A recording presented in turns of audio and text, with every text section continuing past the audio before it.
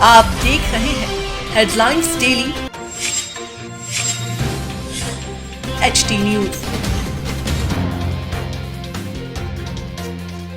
Madhya Pradesh Congress committee के प्रदेश सचिव राकेश सिंह यादव ने प्रदेश के मुख्यमंत्री शिवराज सिंह चौहान को घोषणावीर एवं ज्योतिरादित्य सिंधिया को लापता बताते हुए आरोप लगाया है कि मुख्यमंत्री शिवराज सिंह चौहान द्वारा टीवी पर कथावाचन से जनता त्रस्त हो गई है।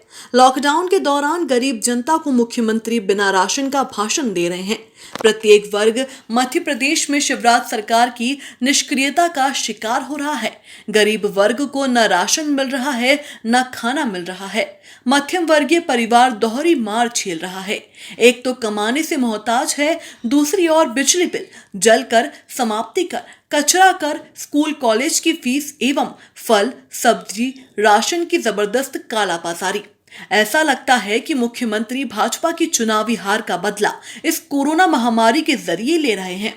एक भी वास्तविक राहत की घोषणावीर मुख्यमंत्री ने नहीं की है। कोरोना संक्रमित व्यक्ति को प्राइवेट अस्पतालों में लूटने की खुली छूट मुख्यमंत्री ने दे रखी है। ये बात तो आम जनता भी समझ गई है कि शिवराज सरकार और प्राइवेट अस्पताल की लूट में चोली दामन का साथ है। मुख्यमंत्री के अमानवीय निर्णयों ने मध्य प्रदेश को कोरोना प्रदेश बना दिया है। जनता के लिए सड़क पर उतरने वाले कथित महाराज लापता हैं। गुना से 1.25 लाख मतों से हारने के बाद कांग्रेस की सरकार को धोखे से गिराने वाले महाराज कहीं भी जनता की आवाज उठाते हुए नजर नहीं आ रहे हैं। इस समय सबसे ज्यादा राहत एवं मदद की आवश्यकता थी, लेकिन कांग्रेस के बागी भाग खड़े हुए हैं। निश्चित तौर पर आने वाले 24 उपचुनाव में जनता जरूर ऐसे नेताओं को सबक सिखाएगी जिनके लालच की वजह से आज मध्य प्रदेश कोरोना संक्रमण से बहुत ज्यादा प्रभावित हुआ है। जनता के साथ धोखा करके जनमत का चीरहरण करने वाले शिवराज महाराज को जनता ऐसी सबक सिखाएगी जो कि मध्य प्रदेश के इतिहास में हमेशा के लिए दर्ज हो जाएगी। जैसे महारानी लक्ष्मीबाई के समय विश्वासघात करने पर इतिहास में दर्ज है। फर्क सिर्फ इतना रहेगा कि इस बार ऐसे जनमत का अपहरण करने वाले नेताओं की बलि जनता चढ़ाएगी, लोकतंत्र की मर्यादाओं को जीवित रखने के लिए। सत्य एवं जनता की विजय निश्चित है। नमस्कार दोस्तों, आज लॉकडाउन को लगभग 40 दिन से ज्यादा हो गए हैं। इन 40 दिनों में मध्य प्रदेश में कोरोना संक्रमण की जो स्थिति हुई वो आपके सामने है। हमारे मुख्यमंत्री बार बार टीवी पे आते हैं, 40-40 मिनट का कथावाचन करते हैं, लेकिन मुद्दे की जो बात है, जो राहत जनता को चाहिए, वो 3 या 4 मुद्दे प्रमुख हैं, जिसमें एक है बिजली का बिल माफ करना, दूसरा जल कर, संपत्ति कर, कचरा कर माफ करना, तीसरा है कोरोना से पीड़ित जो पेशेंट हैं उनके इलाज का खर्च सरकार उठाए। इन 4-5 मामले में वो एक शब्द भी बात नहीं करते हैं। वो बिल्कुल ये नहीं बोलते हैं या नहीं कहते हैं कि इन चीजों में जनता को राहत मिलेगी। राहत की सबसे बड़ी आवश्यकता है कि आज जो कोरोना से पीड़ित पेशेंट हैं उनके 1.5 से 2 लाख के बिल हो रहे हैं, उनको राहत नहीं मिल रही है। जांच रिपोर्ट आने में 15-15 दिन लग रहे हैं। लोग घर में लॉकडाउन है, सख्ती से लॉकडाउन का पालन कराएंगे, ये मुख्यमंत्री बार बार बोलते हैं, लेकिन ये नहीं बोलते हैं कि बिजली के बिल हम माफ कर देंगे।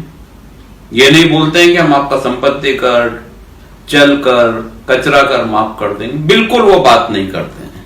जनता से संघर्ष करने का बोलते हैं, जनता के साथ रहने का बोलते हैं, जनता को मजबूत करने का बोलते हैं, और लगातार टीवी पे उनका कथावाचन 1-1 घंटे का, 40-40 मिनट का जारी है। क्या मिल रहा है इससे? ऐसा लगता ही नहीं है कि इस मध्य प्रदेश में कोई मुख्यमंत्री है। ऐसा लगता है कि हर जिले में जो प्रशासनिक अधिकारी हैं वो खुद मुख्यमंत्री हैं।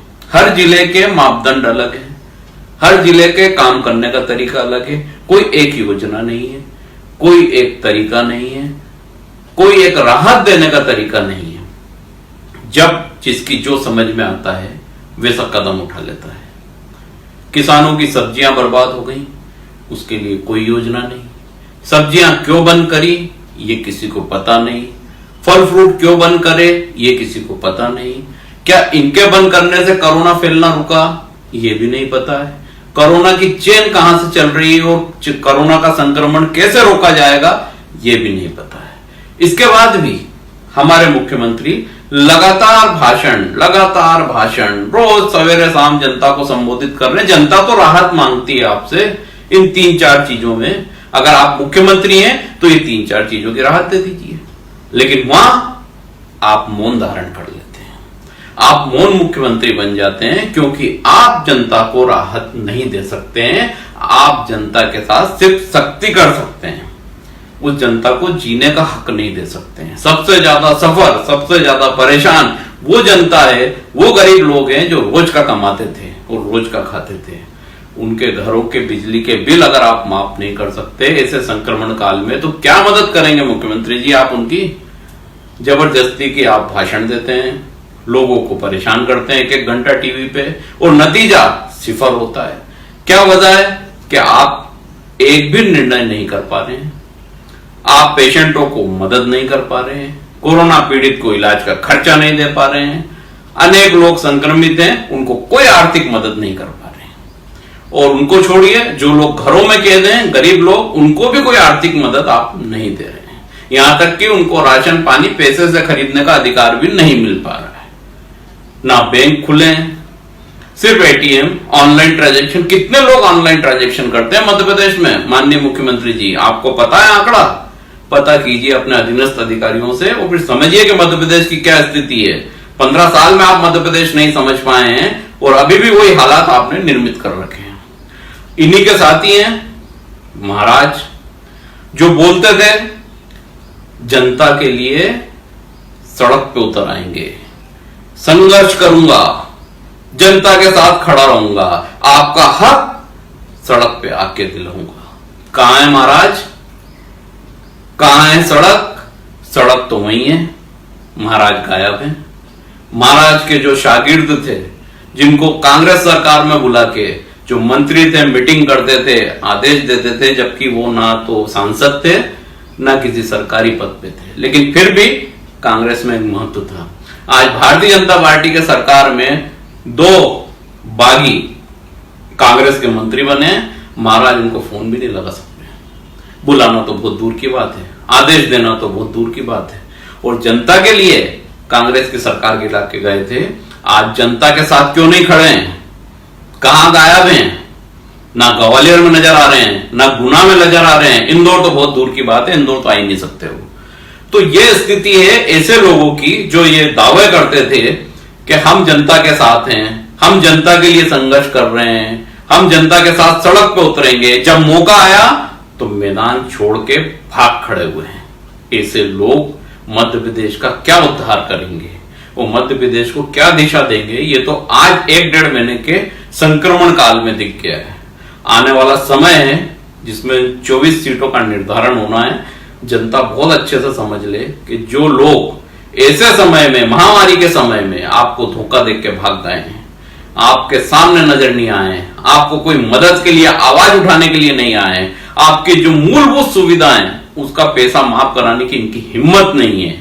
ये बोल नहीं सकते कि बिजली का बिल माफ करो, ये बोल नहीं सकते कि बैंक की किस्त माफ करो, ये बोल नहीं सकते कि स्वास्थ्य सेवाओं में पैसा माफ करो, कुछ भी नहीं कर सकते सिवा धोखा देने के। बहुत अच्छे से याद रखिए कि आने वाला समय सबसे महत्वपूर्ण समय है उन 24 सीटों के लिए, जिससे मध्य प्रदेश का स्वर्णिम भविष्य निर्धारित होगा। अगर ऐसा ही मध्य प्रदेश आप चाहते हैं और ऐसी कथाएं आप टीवी पे सुनना चाहते हैं तो ऐसे लोगों का साथ दीजिए, वरना एक स्वर्णिम मध्य प्रदेश बनाने के लिए एक समझदार मुख्यमंत्री को वापस लौटा के मध्य प्रदेश में लाइए। मध्य प्रदेश एक ऐसे भविष्य तय करेगा जो आप कभी ना देखा है ना सुना है, और ऐसा इतिहास हम लोग बनाएंगे कि मध्य प्रदेश का एक नया इतिहास, एक नया अध्याय, एक नए मुख्यमंत्री के रूप में माननीय कमलनाथ जी के नेतृत्व में लिखा जाएगा आने वाले समय में।